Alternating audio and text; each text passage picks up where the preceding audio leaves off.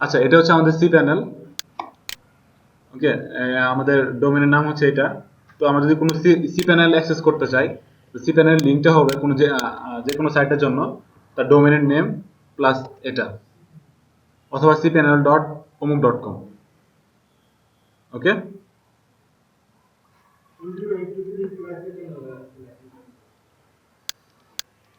ওকে, এই C panel এটা হচ্ছে আমাদের ফাইল ম্যানেজার।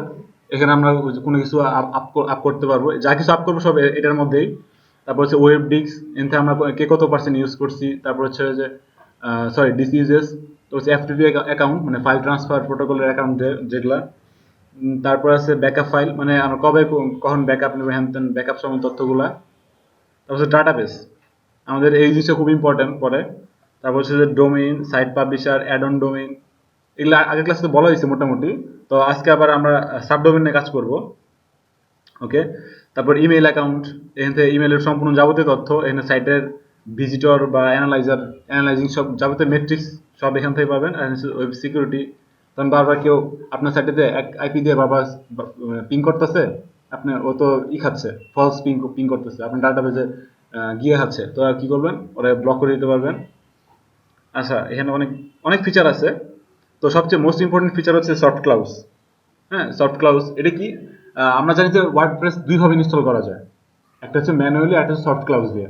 তো আজকে আমরা যেটা শিখবো হচ্ছে সফট ক্লাউজ দিয়ে ইজিলি কিভাবে ইনস্টল করা যায়। তবে সফট ক্লাউজ একটা হচ্ছে যে, সব সব কোম্পানির এই সুবিধাটা দেয় না। এর বড় কারণ হচ্ছে সফট ক্লাউজ নিজেও বেশি সিকিউর না। এটা একটা আপডেট ভার্সন যদি না আপডেট করা হয় বের হলে, এটা পরে বাগ থেকে যায়, এরপরে এটা হ্যাক করা অনেক ইজিলি। ওকে, তো আমরা আগে কিছু বেসিক যে জানি নাই, আমরা তো মোটামুটি সবাই জানি যে একটা ইমেল অ্যাকাউন্ট কে খুলতে হয়। সাপোজ আমার একটা ইমেল অ্যাকাউন্ট দরকার। ওকে, সাপোজ আমার অনেকে থাকে না যে facebook@facebook.com বা admin@, হ্যাঁ, অমুক ইনফো ডট কম। সাপোজ আমি একটা ইমেল খুলতে চাই, সাপোজ আমি আমার নাম দেই mahi@ledp.কিশোরগঞ্জ.com, হয়ে গেছে। আমি পাসওয়ার্ড দিই।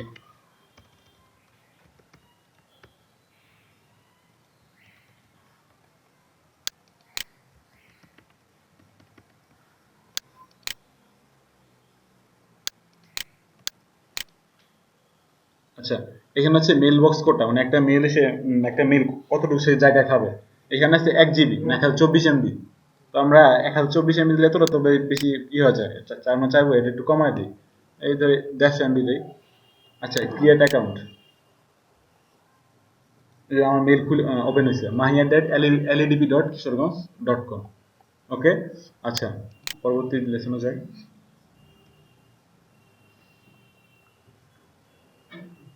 আচ্ছা, আমরা কিভাবে সাবডোমেইন ক্রিয়েট করব। এখানে সাবডোমেইনের একটা অপশনই আছে ডোমেইন নামে। সাবডোমেইনে ক্লিক করব। সাবডোমেইন কি? সাবডোমেইন অনেক কি কি কাজে লাগে। সাপোজ ধরেন আপনার একটা আপনার মেইন ব্লগে সব কন্টেন্ট তো আপনি মেইন ব্লগে রাখবেন না, বা সব ইউজারের জন্য তো মেইন ব্লগে রাখবেন না। এই যে এইভাবে একটা সাবডোমেইনের নাম ক্রিয়েট করব। সাপোজ ধরেন আমরা ফেসবুকে চাই, ফেসবুকে ফোন দিয়ে গেলে কি হয়, am.facebook.com। তার মানে ফেসবুক একটা প্লাগইন আছে, ওই প্লাগইন ডিটেক্ট করে যে কোন ইউজারগুলো কোন গেটওয়ে বা কোন কোন ডিভাইসে আসতেছে। তো তারা ওই ডিভাইস অনুযায়ী তাদেরকে ওই ওরকম ডিভাইসে প্ল্যাটফর্মে পাঠায় দেয়। যেমন সাপোজ কেউ যদি ফোন দিয়ে ঢুকে তার হবে am.facebook.com, কেউ যদি ট্যাব দিয়ে ঢুকে তাহলে সে ওয়েব, হ্যাঁ, এরকম। বা কেউ যদি ফেসবুক, তাহলে ডিরেক্ট ফেসবুক, সরি যদি ডেস্কটপ দিয়ে ঢুকে। তো আর সাপোজ ধরেন একটা কোম্পানির ব্লগ আছে, তারা ব্লগে নিয়মিত লেখালেখি করে, আবার তাদের মেন মেন পেজও আছে। এন্ড মেন পেজে তো আর সবসময় ব্লগের লেখালেখি পোস্ট করা যায় না, এই জন্য তারা একটা ব্লগ নিল সাবডোমেইন হিসাবে।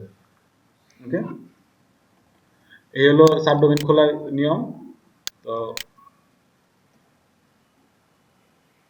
আমরা এখন দেখবো সফট ক্লাউজ দিয়ে কিভাবে আমরা আমাদের ওয়ার্ডপ্রেস ইনস্টল করব। এটা এখানে সফট ক্লাউসে তার স্ক্রিপ্ট গুলো দেওয়া আছে, আমি চাইলে এনে এক দুশো স্ক্রিপ্ট দেওয়া থাকে, মানে সিএমএস গুলো। এন্ড কোন সিএমএস দিয়ে কি করব, এটা হচ্ছে বিষয়। অনেকগুলো সিএমএস, ওয়ার্ডপ্রেস, জুমলা, অ্যাভান্টা কার্ড, পেস্টাশপ, ওপেন কার্ড, জুমলা, দ্রুপাল। তারপর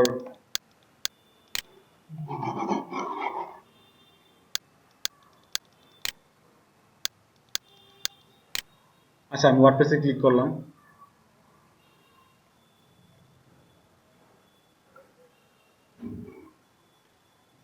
এই হচ্ছে আমার ওয়ার্ডপ্রেসের ফিচার।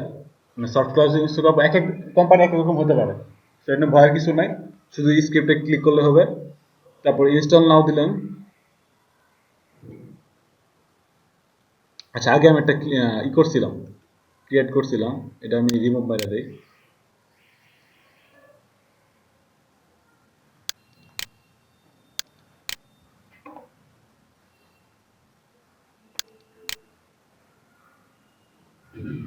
আচ্ছা, এবার সে একদম ফ্রেশ। ওকে। আচ্ছা, এখানে আমি ইনস্টল বাটনে ক্লিক করি। তারপর এটা হচ্ছে একটা বড় বিষয় যে এই যে ফার্স্টে দেখতে পাচ্ছেন না এইচটিটিপি, এটা কি? আচ্ছা, এইচটিটিপি এইচটিটিপি ট্রিপল ডাব্লিউ বা এইচটিটিপিএস ট্রিপল ডাব্লিউ, এটা হচ্ছে কোনো সাইটের লিঙ্কের জন্য আর কি গুগলকে বোঝায় দেওয়া যে এটা সবই তো সাইট, কিন্তু এখানে একটা কথা হচ্ছে যে ট্রিপল ডাব্লিউ দেওয়া যায় না দেওয়া কি কথা, সে কাজ করবে, কিন্তু আমরা যে এখানে লিঙ্কটা ইউজ করবো এই লিঙ্কটা বারবার, সাপোজ যেটাকে আমি যদি ট্রিপল ডাব্লিউ ইউজ করি, এইচটিটিপি ট্রিপল ডাব্লিউ, তাহলে সব জায়গায় ট্রিপল ডাব্লিউ ইউজ করবো, তাহলে কি হবে, যদি একবার ইন্ডেক্সিং হয় তাহলে গুগল কনফিউজ হয়ে যাবে। সো যেটা ইউজ করবো সেটাই, তবে বেটার হয় ট্রিপল ডাব্লিউ ইউজ ছাড়াটা, এইচটিটিপি এলইডিপি ডট বা সামথিং ডট কম। ওকে, সেহেতু আমরা এইচটিটিপি কাজ করব। তারপর হচ্ছে যে মেন সাইটে থাকলো। ও, এখানে আমরা চাইলে মেন সাইট অথবা আমরা যে সাবডোমেনে ক্রিয়েট করছিলাম ওই সাবডোমেনে আমরা ওয়ার্ডপ্রেসটা ইনস্টল করতে পারবো, শুধু আমাদের সাইটটা ঠিক থাকতে হবে। আচ্ছা, আমি চাচ্ছি যে আমি মেন সাইটে আমি ওয়ার্ডপ্রেসটা ইনস্টল করব। তারপর হচ্ছে ডিরেক্টরি, আমরা চাইলে ডিরেক্ট মেন সাইটে বা যে কোনো সাবডোমেনে ক্রিয়েট করতে পারবো, ইনস্টল করতে পারবো, কিন্তু আরো চাইলে একটা ফোল্ডারে নিয়ে আপ করতে পারি। কিন্তু কথা হচ্ছে ফোল্ডারে নিয়ে করলে একটা সুবিধা অসুবিধা আছে, একটা ক্রস একটা ইয়ে আছে। সুবিধাটা হচ্ছে কোনো হ্যাকার সহজে এর মানে ই করতে পারবে না, পিছু নিতে পারবে না, মানে হ্যাক করতে পারবে না, এতটা বাগ হবে না। বাট এটা ঝামেলা হচ্ছে তখন আমাকে এটা সরি কি বলে এটা, হ্যাঁ রিডাইরেক্ট করে দিতে হবে এইচটিডি অ্যাক্সেস ফাইলে গিয়ে অথবা কোনো প্লাগইন ইউজ করে, ওই যেন আমার মেন সাইটে ঢুকলে ওই ফোল্ডারে নিয়ে যায়, ওই ফোল্ডারে আমার ওয়ার্ডপ্রেস ইনস্টল করা। ওকে, সো আমার আপাতত আমি তো ঝামেলা যাব না, আমরা মেইন রুট মানে রুট ডাইরেক্টরি যে যাকে বলে আমরা ওইখানে ইউজ করব। আচ্ছা, এখানে সাইট নেম দেওয়া আছে মাই ব্লগ, মাই ব্লগটা লিখে দিন,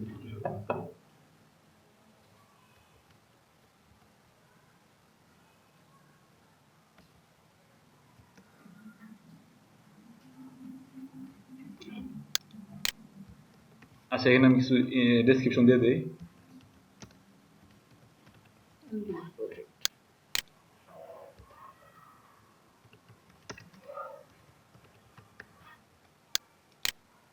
আচ্ছা, এখানে কিছু করার দরকার নেই, এটা হচ্ছে অ্যাডমিন অ্যাকাউন্ট মানে অ্যাডমিন ড্যাশবোর্ডের জন্য। আচ্ছা, এখানে একটা দেওয়া আছে অ্যাডমিন, আর আপনারা কোনো অ্যাডমিন ইউজার নেমে বা কোনো কিছুতে অ্যাডমিন দিয়ে কাজ করবেন না। হ্যাঁ, অ্যাডমিন দিয়ে কাজ করা মানে একটা একটা ইনফরমেশন হ্যাকারকে দেওয়া যায়। সো অ্যাডমিনদের না দিয়ে হচ্ছে অন্য কিছু দেখুন। আচ্ছা, আমরা একটা পাসওয়ার্ড দিই, পাসওয়ার্ডগুলো ম্যাক্সিমাম টাইমে, আচ্ছা আমরা স্ট্রং একটা পাসওয়ার্ড দিব, strong password generator dot com যাবো।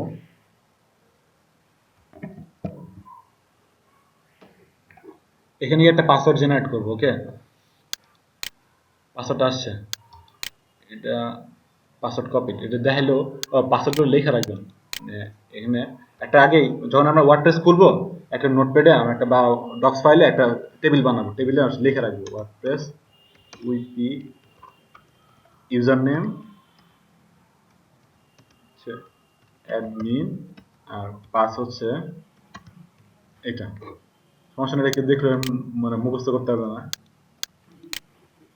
আচ্ছা, অ্যাডমিন আর পাসটা হচ্ছে এটা।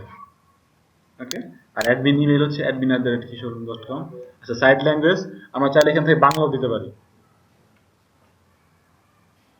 আচ্ছা, বাংলাও তো এখানে আসে নাই। ওকে, এখানে আছে অ্যাডভান্স অপশনে আমরা চাইলে ডাটাবেস নেম ওপি টেবিল প্রিফিক্স দিতে পারবো, দরকার নাই, আমরা আপাতত ডিরেক্ট ইনস্টলে ক্লিক করি, একটু সময় লাগবে, 2-1 সেকেন্ড।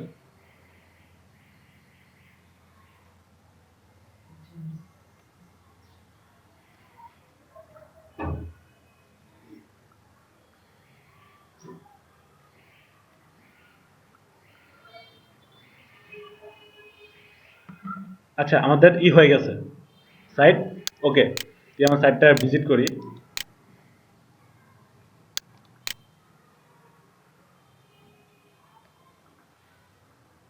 সাইট আসছে, ক্লিয়ার।